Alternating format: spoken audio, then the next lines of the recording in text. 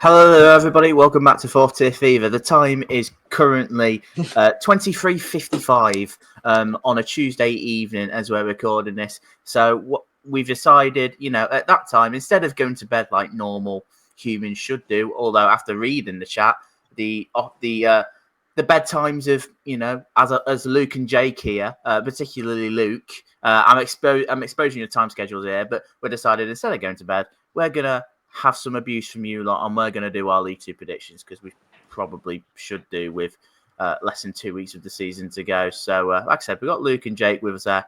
Are you ready? Are you ready for your predictions to be absolutely rubbish by people that go, why have you put us this low, or why are we not high enough, or something like that? It's like, rah. You've put this wrong. You've underestimated this. You've overestimated that. You ready for all that? Because I know this is what we're going to get. I mean, I'm looking forward to it, honestly. I just remember last year when, what was it, the Barrow fans were straight on us for putting them lower mid-table just because they had a good start. And then where did they finish? Lower mid-table. There you go. It's happening again. We know what we're doing. We're going to do well this year. I can feel it. At least one of us. Must be, right? Yeah, you'd hope so. I got 6 of my predictions right last year, so if I can do that again, I'd actually be quite happy. So, what better to do after a 0-0 than predict the League Two table? Yeah, exactly. I mean, look, it was better for me. I got to see us beat Lincoln 2-1. Good performance, and it's quickly gone from the fan base from 10 points, 10 points, 10 goals to 100 points, 100 goals. Up the Mariners and all that, but look, that's a discussion for another day. I think we should probably make this clear as well before we do get into our predictions that these are our opinions. They're probably rubbish, because you know how it is. We're not going to please everyone, so please don't crucify us. You probably will. Yeah, you can tell this is late, and you can tell I'm really not in the mood. I'm so tired. But before we do start, if you could leave a like on this, if you're watching this on YouTube, subscribe if you're about, and make sure you download the podcast wherever you get your podcast from. But without further ado, let's get into our 2025-26 League Two predictions. First of all, thanks to Jack for making these graphics. Like last year, all 5 of us have put together what we think the table will do. We've done it separately, and with those 5, we've put them into an average league table. You can see where we've put them on here as well. So from the 5 we've done, we've put them on average of where the team will play. It'll make much more sense if you're watching this on YouTube. Right, let's begin. In 24th place, we have gone for Accrington Stanley now. Myself, Jake, Keiron, and Jack all have them to finish rock bottom. But we're going to go to Luke first, who has put them 22nd. What's your justification? Right, okay. So for the longest time, I was in agreement with you guys. I did have them 24 for a long time, and I decided to change it. And that's because I think there's just more going on at the 2 other clubs I've put in the relegation zone, which will be revealed shortly. With Accrington, obviously they have problems. The whole academy thing we've mentioned a few times, and that's obviously going to cause all sorts of problems for them. But at the same time, they are one of those sides that just don't go down. Like they just have that little knack of that grit, that determination. They have that. I think I think I predicted them to go down last year. Actually, I think I had them rock bottom, and they just found a way to stay up. And I wouldn't be surprised if they just about managed to do it again. I do think they've still got a weak squad, but I just wonder if they've got enough character and about them to just about creep over the line. All right, okay. I think for myself, I just think it's just a weak squad. There's not a lot. There's a little bit of experience in there. I guess they've still got lots of Sean Woolley and players like that who are good, half decent League Two players. I'm not sure they've got a full team of it. And last year, I think there were times where they were pretty close for comfort. And obviously, what's gone on, as you've mentioned, with the academy, and all that, and they're clearly not on a massive budget. And I look at mainly the recruitment that they've done so far. The 3 players that they've brought in, 2 of them have come from non-league. They're big step ups. One of them a goalkeeper on loan from Southampton, Ollie Wright, I think his name is. I just don't see where the quality is. I know I get your point in the sense that there may be a side that just don't go down. I mean, to be fair, at times that last season that they did put in some good performances. They did score a few goals, but we've got to put a team, but we do have to put a team bottom. I just think looking at the squad, I think it's the weakest in the league by a considerable distance at the moment. Jake, are you along the similar lines to me because you put them bottom as well? Yeah, I completely agree. I was going to touch on their recruitment. Nothing outstanding. The only real exciting player is Ben Woods, and I expect him to go somewhere else. Not entirely convinced on John Doolan. They were poor for large spells last season. It was only really because of Morecambe being so poor and Carlisle just doing whatever they were doing. I don't think anyone knew that they survived. So I'm not convinced that they'll stay up this year. Because I think we had them around this position last year as well. And like I said, they did achieve that, I tell you. At least they stayed up. But I'm just wondering if there's going to be... I just don't see another side that will probably... I mean, you looked at Morecambe last year. I think it was pretty obvious that was always going to struggle.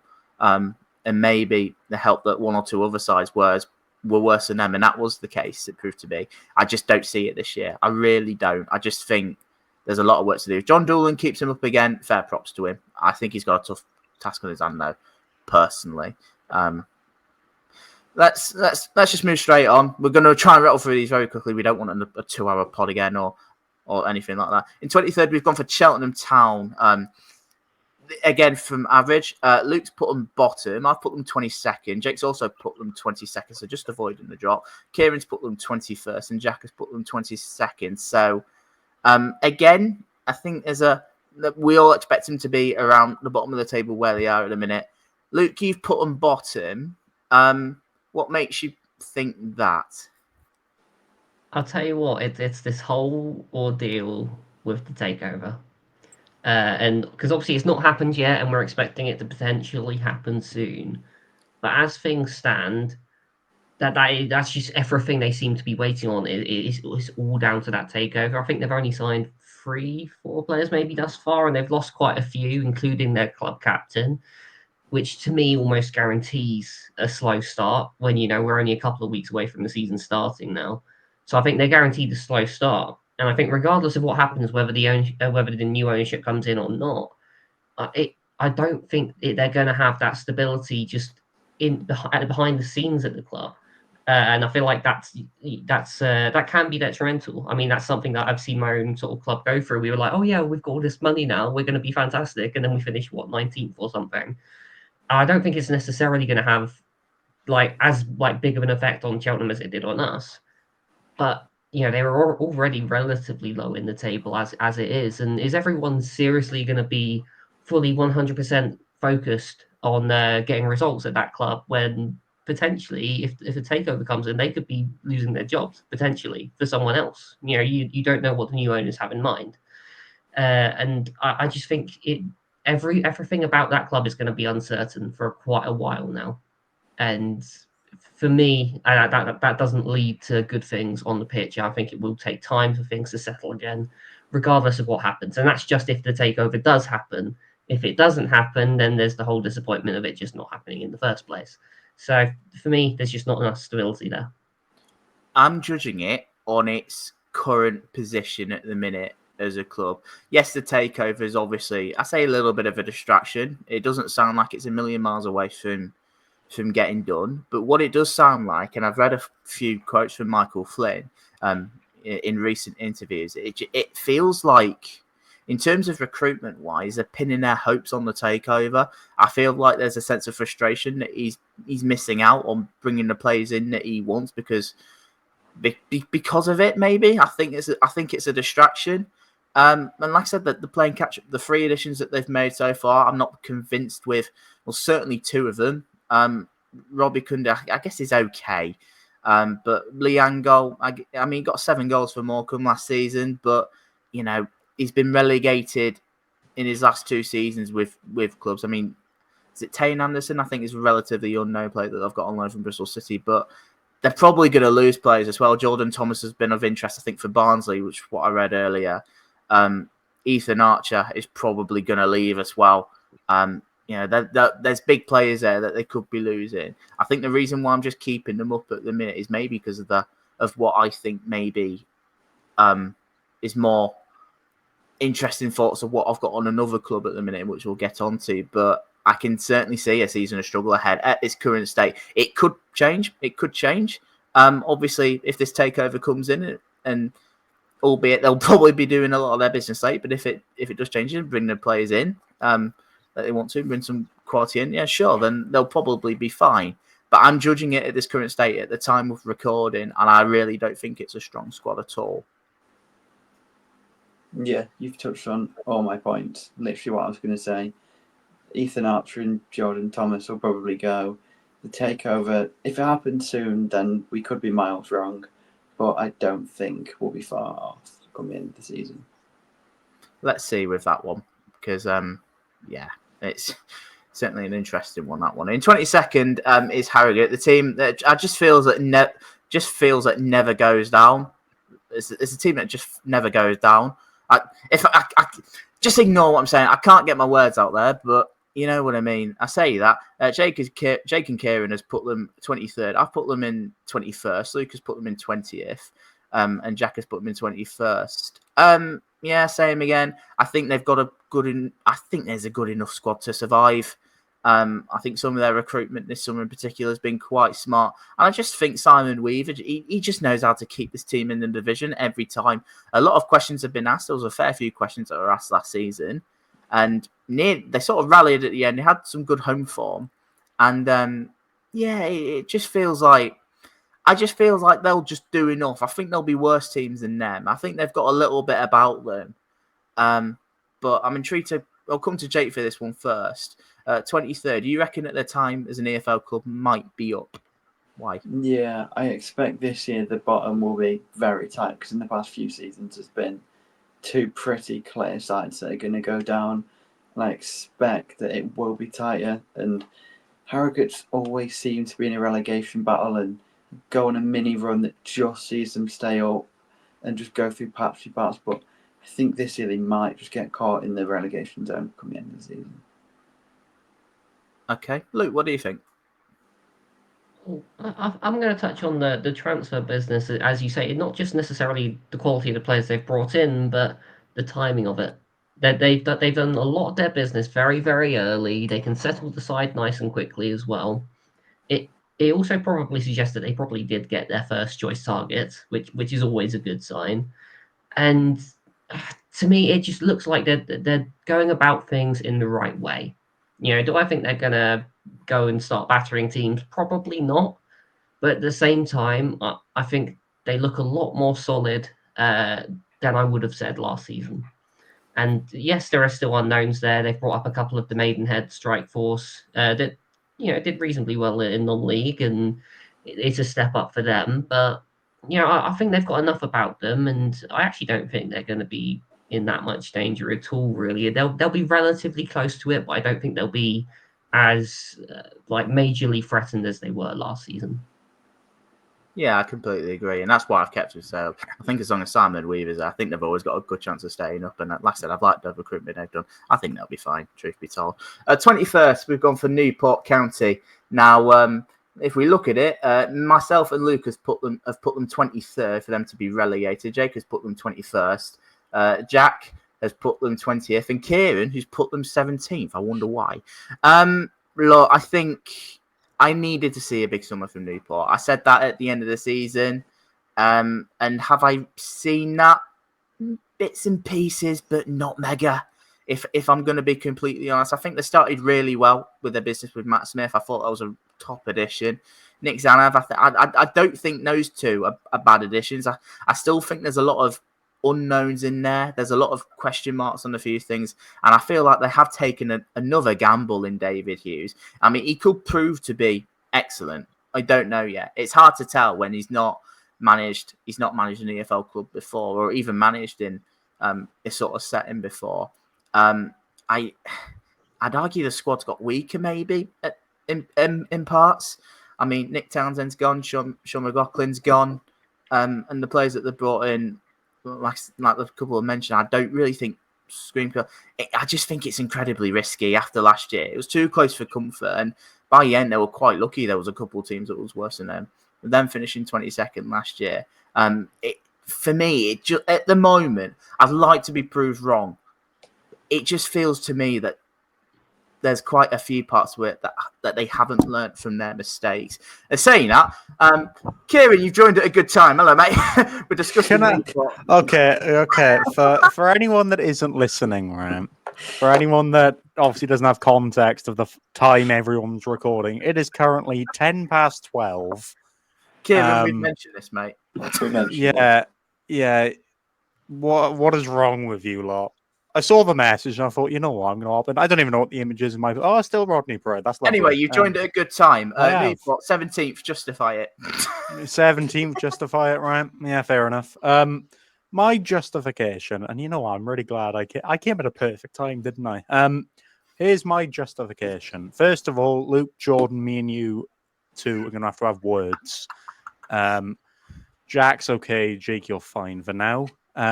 My justification, right, is if that team last season, it's near enough exactly the same team. There's a few additions, few departures, a little bit more experience, I'd argue, especially because they've all got an extra year under their belt in terms of the likes of Bobby Cameron Answe, Kai Whitmore, etc., etc. My justification is if that team hasn't gone down, and we've got a guy, albeit obviously Hughes now at the wheel, albeit he's never managed before. I feel like he was in a better position coming into this job than Nelson Jardine was. Jardine was always a fitness coach or an assistant manager. He's at least managed in some capacity. It's an under-21 team for Man United. But it can't be any worse. I think I said 13th last year. So I've lowered my expectation a little bit. But that's my justification. These players have an extra year under their belt. They can't do any worse. Surely not. Don't clip this. Luke, we'll move on to you. 23rd. Yeah. Justify it, Luke. The thing is, the bar for the new manager is so incredibly low. I'm just not at all convinced. It feels like they're just playing with fire again. It's this whole inexperience problem for me. You lose players like Townsend. You lost someone like Bryn Morris halfway through the season last time out as well, and I don't think that necessarily helped either. Thanks for reminding me on that one. Yeah, no problem. But yeah, no. And then the players that are coming in, I don't think necessarily have that same experience. And I mean, you've seen, if you guys in the chat have seen my reactions to your players coming in, I'm looking at him and go, oh, he's had a relegation. I don't like these signings at all, if I'm being totally honest. I don't think you're replacing the experienced players you've lost, really. And I don't think you're necessarily bringing in enough quality either. All I'm really going to say is I hope Bobby Cam was being hit in the gym, because he's going to have to carry Newport hard. All I'm going to say, Luke, is first of all, why are we recording this? I hate that we record these when the transfer window is dead open, because we could release this very similar to the Morecambe situation last year, and we could sign 5 players, and you're going, all right, never mind, we're changing predictions now. That was a transfer ranking video, though. Yeah, but even then, mate, it could work exactly the same. Yeah, I've been waiting on apparently 4 new signings for the past 2 weeks. So now it's late business now, though. It's late business. It's late business until the season starts. You should know how this works, Luke. A season is a marathon. It's not a sprint. If we lose the first game, I'm all putting us for relegation, mind. We will lose the first game against Barnet in the preliminary round of the Carabao Cup. I'm not going into that. Yeah, imagine playing in that. Right, we need to move on. Jake, quick thoughts. Thanks for that. You'd expect big change after they came 22nd, and there hasn't been enough change, apart from changing an unproven manager for an unproven manager. So, will there be much improvement? Probably not. Okay. Progress. Okay. Right. In 20th, we've gone for Shrewsbury. Luke's put them in 21st. I put them 19th. Jake 18th. Keiron 22nd. And Jack has them to be relegated in 23rd. Similar-ish. There's aspects of that squad I do like. There's aspects that I don't. Like I said, I think on the manager ranking, I'm not sold on Michael Appleton. There's a lot of experience in that squad, but I think Shrewsbury, they just seem a little bit broken, as in where the current state of the club is.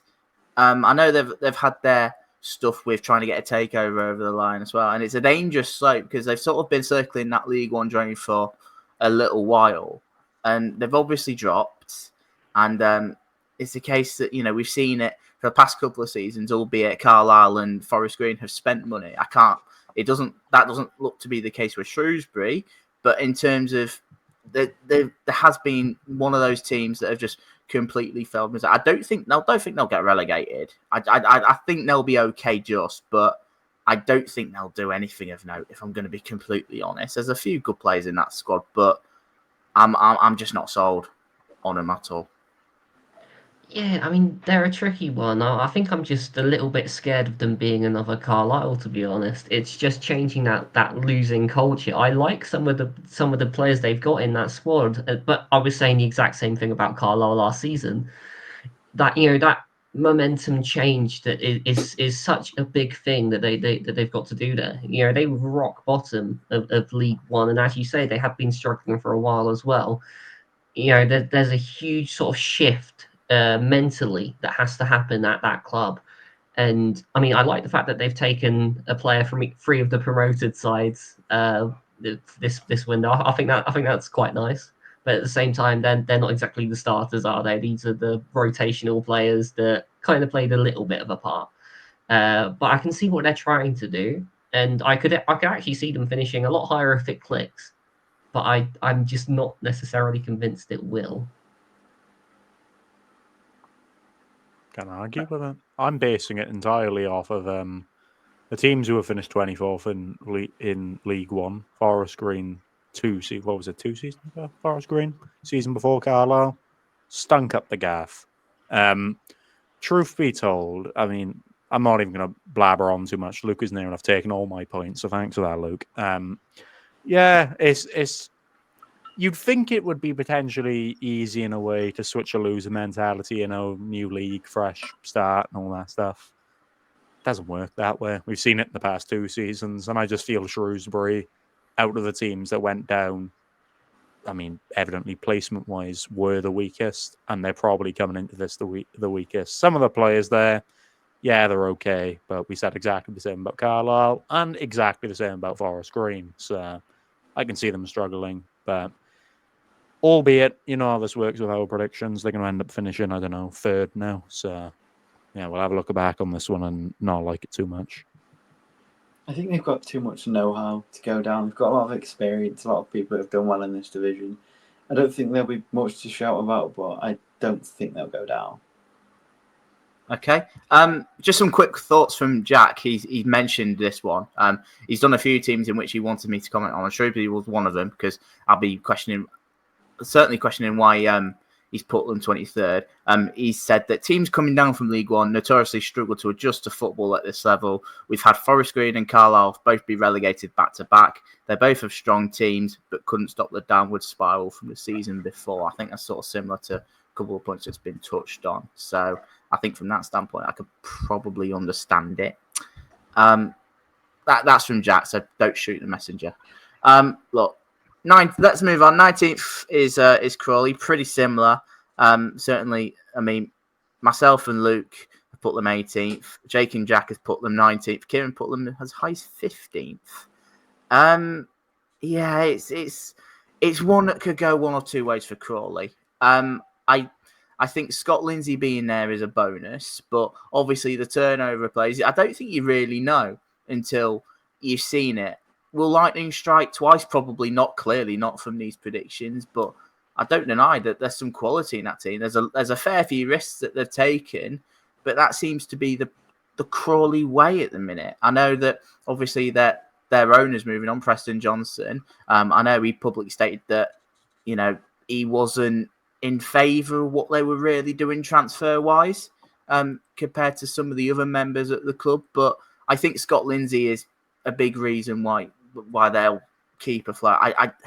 like I said, it could go one or two ways. Crawley could surprise me for being really good, or they could surprise me being really bad. That's what I guess it's hard to say with predictions, isn't it? But I feel like Crawley were one of the sides that just kept moving down the table when I was trying to look at teams, and that's where I somewhat ended them.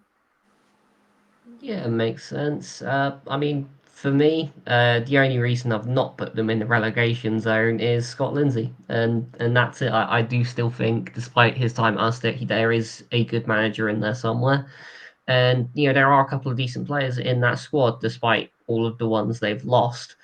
It's just the nature of their transfer business. I absolutely hate the way they operate. In my opinion, you cannot sell everyone every window and start afresh with a new squad. It shouldn't work. And yes, it It's not worked once. sustainable. Yeah, it's not sustainable. It's not going to work again. To be honest, it's probably not going to work again. And yeah, I just find that sort of business and the way that they're approaching it, I just find that infuriating, to be honest. And without Lindsay, I think they'd be in a lot of trouble. I can't remember the exact name of what the kind of process Crawley is going with, but it's very similar to a lot of clubs we've seen where they develop players and they turn them over for a profit, and then they'll bring in more players and rinse and repeat. I think Portsmouth are probably one of your better examples. Even Swansea to a degree many years back, but they don't do it right. That kind of module, you should be holding on to players for 2-3 years, then selling them on. Like Luke mentioned, they do it every window. I think the reason I've got them as high as 15th is Scott Lindsay. Again, I don't think there's going to be much difference between the likes of 19th, where Jake and Jack put them in 15th. I think it's just very much a luck of the draw in that context. You just from that area of about 20th to 14th, just throw teams in there. It doesn't really matter. There'll be about 2 points between them all. Yeah, they're one of those that you're putting your predictions together and they just fall lower and lower down the league table. And you look at their recruitment, Reece Brown, Danny Cashman is exciting, but that was 2 divisions below, I think. So there is a lot of question marks, but it is very Crawley. So they could surprise, but I'd be surprised. I don't mind the Kabongo Shamanga signing either. I think that's probably a good signing, that. I don't mind until they sell him in about 6 months' time. Probably. That's how it goes. He'll go to some League One club. Burton will come calling or something like that. Again. Barrow in 18th. Now, a couple of interesting thoughts for this one. Luke's put them in 12th. Jack is in 17th. Myself, Jake, and Keiron has put them 20th. And again, I think similar to Crawley, I think they were just a side that just kept sliding down the table where I was trying to do bad predictions. I don't think they'll be relegated or anything like that. I think they've built a solid enough squad. I do think with some of their transfer business, there's a lot of risks in there. I think there's a fair few. And I think more notoriously, I think the players that they have lost, I think they've lost some massive players like Dean Campbell, Keane Spence, the players like that who have clearly earned good moves higher up in the table. I think they'll be solid enough. I think we've seen bits and pieces under Andy Wing, but I don't see much that will convince me that they'll do much more. Maybe other than that, it wouldn't overly shock me if they're mid-table or somewhere like that. But like I said, it just feels like luck of circumstance with predicting some of these teams that I've got to put them somewhere, and I just fancy other teams to do slightly better. Yeah, that's fair enough. And I think you touched on it there a little bit. They have essentially lost their entire starting midfield, which is a concern. But for me, I just believe in Andy Wing, to be honest. I like the way he's made them much tougher to beat, and I think that now he's going to be able to turn it into his own sort of project. Now that he's got this entire sort of summer to work with, I just think he's going to be able to build something that actually looks quite good there. As you say, I don't think it's necessarily going to be pushing much higher than just a mid-table finish, but I think they're certainly going to be more solid than some of these other predictions have them, in my opinion. I think this is quite ironic, isn't it? We talked about Andy Wing and we were like, he's building a really good project. a Barrow, and we've put them 18th. 3 of us put them 20th. I think that's quite ironic. But yeah, I think my reasoning for it is, like you guys have mentioned, they've lost their starting midfield, and I think they'll just start off slow. I think that's probably my main justification. I have no doubt that Wing has the potential to build a really nice project there, but I also think that at the same time, when you're losing that amount of key players, it's gonna take a while for these kind of risky signings to adapt to that style of play that had them playing some all right stuff under Wing, to be fair, last season. But I suppose that's another one that can go one or two ways. They could end, just outside of relegation, or for all we know, they click off the start and they're fighting for playoffs. They're for me one of the hardest teams to predict, because I rate Wing really highly, but I don't overly rate their squad at the minute. So I think it's very difficult to judge them. Yeah, I think the project is going to go backwards before it goes forward a bit, because they've just not kept hold of their best players, and it is difficult to replace them, and their replacements haven't been that great or anything to shout about. Tyler Walker, not particularly keen. Scott Smith's pretty unproven. So I just don't think they'll have much to shout about. Okay, right. Let's move on to 17th. We've gone for Crew Alexandra. Luke's put them in 19th. I've put them 17th. Jake 16th. Keiron 14th. And Jack 18th. So yeah, similar sort of ballpark, I think. I've said a few times, I think Crew have to start well. I think if they don't, I think there's already problems. I know that they have been quite unlucky with injuries. They've had a fair few already. I think Tommy O'Reilly, who I mentioned in the transfer episode the other day, just signed from a loan from Aston Villa, went off injured. I'm not sure how serious that is or anything like that, but they're without Joel Taverner for quite a period. Charlo Tracy will be out for a period. Jack Lancaster is out for a period. They've been quite unlucky, and obviously the Omar Bogle situation seems to be a bit of an interesting one. He's more bothered about posting music, apparently, instead of going into training. From what it sounds of it is, it could be all bluster, but it sort of just looks to me skiving a little bit in knowing his previous. But look, that's a different discussion. I just don't. Crew need to do more transfer wise. I don't think this squad that they've currently got is quite capable of doing a great deal, truth be told. And I think it was probably telling in the fall off that they had in the second half of last season. I don't know. There's a lot of question marks that I've got over Crew Alexandra at the minute. Yeah, I think you've hit the nail on the head there. Really, it felt like more change needed to happen. Whether that was managerial or just a bigger window. Obviously, we know they like to bring up their youth players, and they've had quite a lot come through in the last sort of year or so. Well, pretty much just because they've had to, because of all the injuries. But the injuries have carried on through the summer, and we're now at a point where you need more players. Straight up, you need more players. You cannot just be relying on your academy the whole time when you've lost this many of your sort of senior players. For me, it's just lack of a window, and maybe they'll correct that in the next few weeks. But just from how they've been historically with their transfer business, I'm just not necessarily convinced that that's what they're going to do. And yeah, I think they could be in for a rough season. Yeah, I'm in the same kind of ballpark. I'm just having a look here, because this interested me when it came to Crew, and we talk about their injuries and all this other stuff and how many young players they've had to play. So bear in mind, you've got the likes of Connor Thomas, who's 31. You've got Mickey Dimitriou, 35. I think you have another one in there. I don't know who it is. You got Bogle, 31. I think there's someone else, Jack Powell, that's 31 as well. If you take those players out of the squad, their average age goes heavily down. Even with those kind of players, 24 is the average age of that squad. It's a very inexperienced squad. We know off of last season, Lee Bell doesn't overly. We didn't really see too much adaptability to him, too much change. And I don't think that suits what is, on paper, a relatively young squad, especially if you take certain players out of it.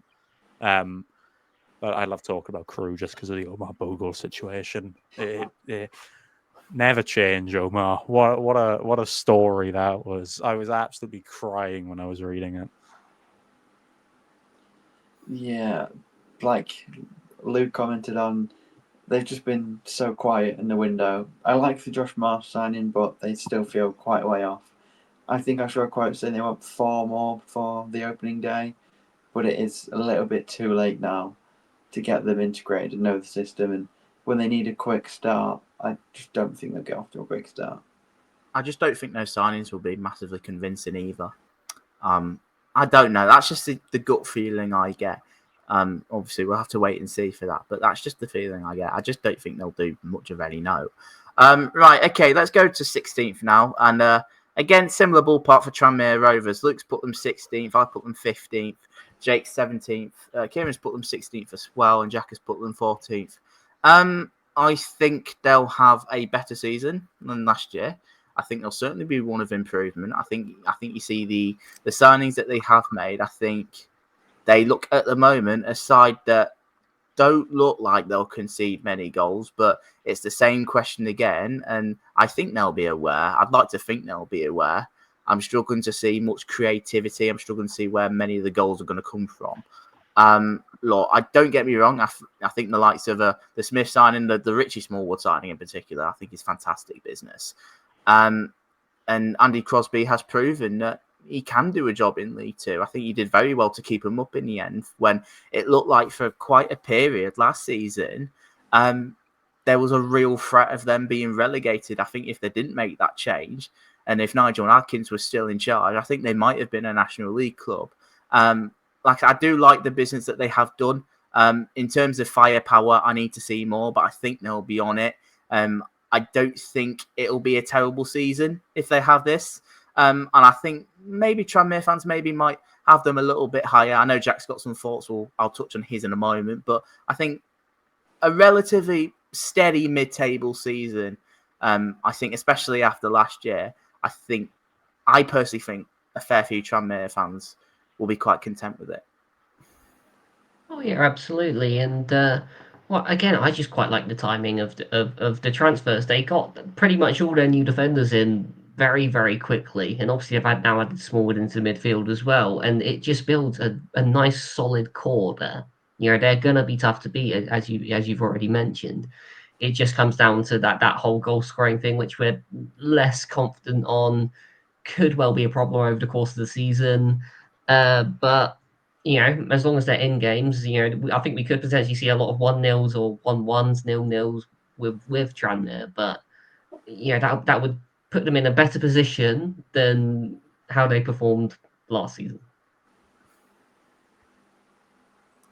You're on mute, Keiron. I'm not gonna lie, I didn't know I was on mute. I usually press a button, but the button doesn't actually mute me on StreamYard. Anyway, I very much see Tranmere in the way that I saw, or the way that we saw how Gillingham played about 2 seasons ago. They'll struggle to score, but scoring actually against them is going to be a headache. You remember that run Gillingham went on? It was either 2 or 3 seasons ago. Just 1-0s. I think they won their first 6 games 1-0, something like that. But I don't think they're a million miles off of, pushing towards top half, maybe even going towards playoffs. I think it is that attack that we are very much questioning more than anything. But for me, it's just a season of stability, which, let's be honest, after last season, they probably need. Yeah, if they went and signed 2 League One quality attackers, I think we'd all look back and instantly change this before the season started. But that has to be the big question mark now, because they weren't scoring many last season and they haven't addressed that yet, which is why I've put them 17th. Yeah, and we've got the thoughts of Jack as well, obviously being a Tranmere Rovers fan on the channel, and he said that Andy Crosby is brilliant. Signings are all improvement on last season. If we sign a striker, we could easily be underdogs for playoffs. And I've sort of in agreement with Jake. I think if they get a couple of really good additions up front and in those attacking positions, I think they're very capable of going higher. Playoffs, I wouldn't rule it out if so.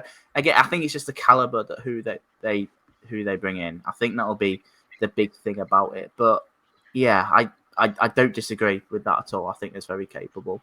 Right, okay, 15th, Notts County. Now this is an interesting one. Luke 15th, I put them 12th, Jake 14th, Keiron 18th, Jack 16th. I'm clearly a little bit more optimistic than what some of you are with Notts. I think maybe the name of that in particular. I know there's a lot of risk in there. Fair few players that have gone a big, including David McGoldrick. I know we've discussed it a fair bit, but I mean, I'm not sold on Martin Patterson. And I'm not particularly massively sold on much of their recruitment. I think they'll regress. I really do. I don't see many. I say match winners. I mean, I think I'd be lying if I said that. I think there's a couple in that squad. There's clearly players there with quality. The likes of Jody Jones and Osana Jatt is still there. As much as Jack reckons that he signed for Tranmere, but I'm really not sure. Look, I don't know. It was a bit miserable at times for Notts, and obviously with this change, I mean, yeah, I'm just not sold on Patterson or the direction the club's going. It seems like a very sophisticated way of how they announced it with what they want to do. It could be absolutely brilliant, or it can fall on its face. And judging by 12, I'm sort of in the middle of that. Yeah, they won't be the worst squad in the league, but I just don't see them competing. I just don't. There's just something about them. I think they'll be quite a bit off it, if I'm going to be perfectly honest. But I want to get your thoughts. I know Kieran's in particular putting them down in 18th, but yeah, I'm curious to get your thoughts. Well, yeah, I mean, with Notts, I mean, it's just the depth that was always a problem. You know, last season I was always going on about, you take a couple of players out that side and they struggle. And I mean, those players that you take out the side and they struggle are now gone permanently. And they haven't replaced them with other players that you'd consider to be key. You know, you replace David McGoldrick with Matt Dennis. You know, there's levels to this game. It just doesn't quite work for me. That, you know, some of these signings have the potential to be good. You know, as a Dons fan, I know Matt Dennis on his day can be very good, but I also know the attitude problems he's shown in the past as well. You know, I cannot say he's going to be a 20-goal season level of striker because, well, no one's ever seen that before. You know, it just feels like they're taking a lot of risks here, and they've taken away the key players. They're not necessarily replaced them. It just looks like a weaker squad than it was previously, if I'm being honest. And I don't think that's going to do them any favours. And then you just add in the fact that I'm not convinced by the manager either. It just doesn't look very good to me. Can we not talk about David McGoldrick on this channel, please? Not no more. Here's my justification for putting them 18th. I'll try and wrap this as quick as we can. First of all, Martin Patterson. I think if anyone's going to go quick, if Lee Bell does well at Crewe, I think he'll be first out the door. Really, really not convinced by him. My justification for the 18th is, in the seasons that they've been back in the EFL, been back in League Two, we have seen the main issue of Notts County defensively, right? Really good up front, shipped in so many goals. What they've now lost is a good amount of that attack, which justified their, kind of pushed them up the league a little bit, and you could argue kind of got rid of or slightly shadowed the issues they had at the back. They've now lost a lot of those key players that gave them those amount of goals. Not really improved on the defense. That attack is significantly worse. I really do not see it being a pretty season. I really don't. Yeah, although people are jumping on the appointment of Patterson, and although it was a very, very bad appointment, I still just don't think they'll be fighting relegation and completely down there, because there is a lot of quality, but it depends who they lose, because Jatta is banned and he's rumoured away. Jody Jones if he starts well and then he stays fit, he'll probably go in January if Notts County aren't doing well. So there's a lot of question marks over how they operate. Okay. Yeah, interesting points there, and yeah, it's just one of two ways for me. It can either go spectacularly or its face. I know Martin Patterson, I think out of most managers in this league, has a point to prove. I think after a spell at Burton, which was disastrous, and that's putting out lightly. It was obviously a gamble at the time, and I'll be intrigued to see if it pays off. But I do have my doubts about it, and my doubts at the way they're doing things at the minute. I just don't think they'll hit the heights that they did last year. I think it's always going to be hard when you're losing players like David McGoldrick, though. Right, okay. 14th is Cambridge. Luke's put them 17th. I put them 13th. Jake 11th. Keiron as low as 19th, and Jack 12th. I think, obviously, another side that have come down from League One. I don't think they'll be as bad as Shrewsbury. I think their squad is. I think his squad is all right, and I think they're managed by a pretty good manager in Neil Harris. I know Mark Bonner's with him. I think he's like director of football, something like that. I could be wrong. There's some good players there. Some I'm not sold on. The recruitment on the whole has been a bit hit and miss. I think they probably could have done better, but I've certainly seen worse. And it just screams very mid-table. That's sort of the vibe of what I get from that. And I don't think they'll go up, and I don't really think they'll be massively challenging, truth be told, at the top end, especially for a playoff, or even for a playoff spot. I just think they'll be quite steady. I don't think they'll be that convincing on the eye. I mean, this is a Neil Harris side we're talking about. I think they'll be fine. It might not be great to watch at times, but they'll certainly get results. And that's the least you'd probably expect under Neil Harris. I just think they just seem pretty average, and pretty mid, and that's what sort of why I've put them there. Yeah, I think that makes a lot of sense, to be fair. As you said, there are aspects of that squad that I do like. It's just there are also aspects I really don't. Like, for example, I really don't like their goalkeeping situation whatsoever. And yeah, that can be a real problem because, a bad goalkeeper does not inspire a good defence to perform, and that can lead to defensive issues. And yes, obviously, manager will maybe counteract that a little bit and inspire a bit more confidence. But yeah, there's just aspects of that squad I'm not necessarily convinced with. Plus, you've got the whole relegation thing to deal with, changing that losing culture. I just think it might take a little bit more time just to stabilise for Cambridge. I don't think we're necessarily going to see a quick bounce back with them. I'm not even going to drag this out. Luke's literally said exactly what I was going to say, especially on the relegation bounce back. Again, I think your only benefit, Neil Harris, very defensive coach.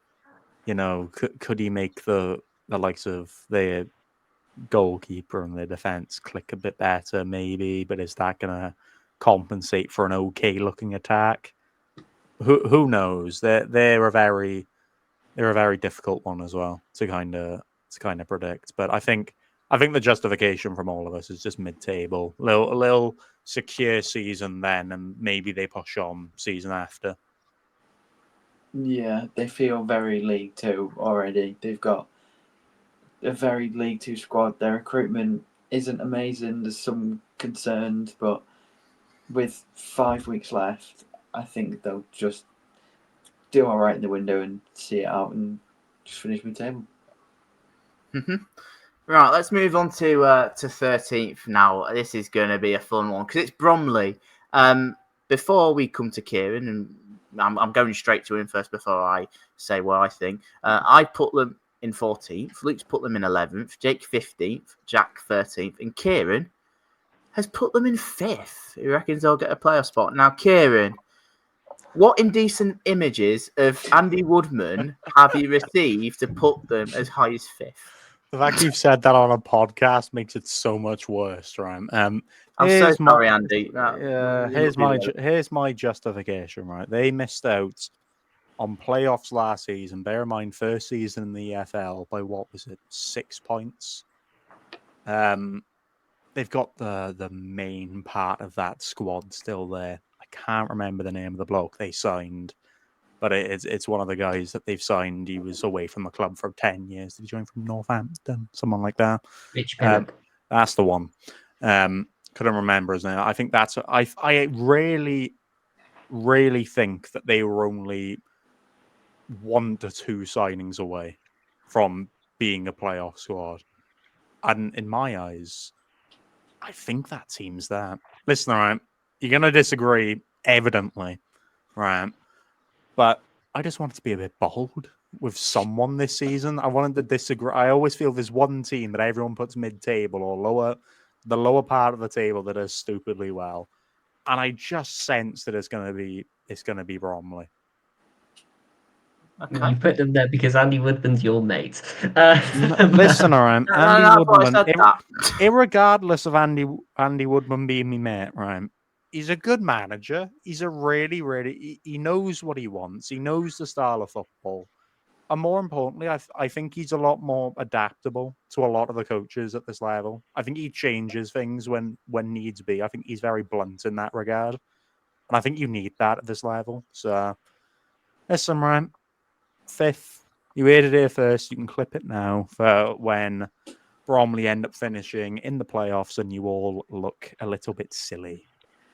The thing is, I do actually agree with a lot of what you're saying there, and like I said personally, I've put them 11th, and that's me saying I think they are in the conversation in that regard. Because I do think there's a number of teams that could well be in that conversation. It's just there are others that for me might just have a little bit more. I mean, obviously we've still got the whole thing of is Cheek actually staying? We don't necessarily know whilst the window's open. I do think some of those goals, regardless, would be covered by Denanga, assuming he stays fit this season. And as you say, I think Mitch Pinnock's a lovely addition. And, I like the business they've done. They've not gone crazy with it, but it looks solid. It's just I have that little bit more faith in a few other teams, but I can totally see where you're coming from with it. Yeah, look. Oh no, sorry. Go on, Jake. It was just what Luke said. My main concern is the whole Michael Cheek thing. If he goes, that is a lot of goals that they could lose, and if they don't replace him properly, they will slide down the table.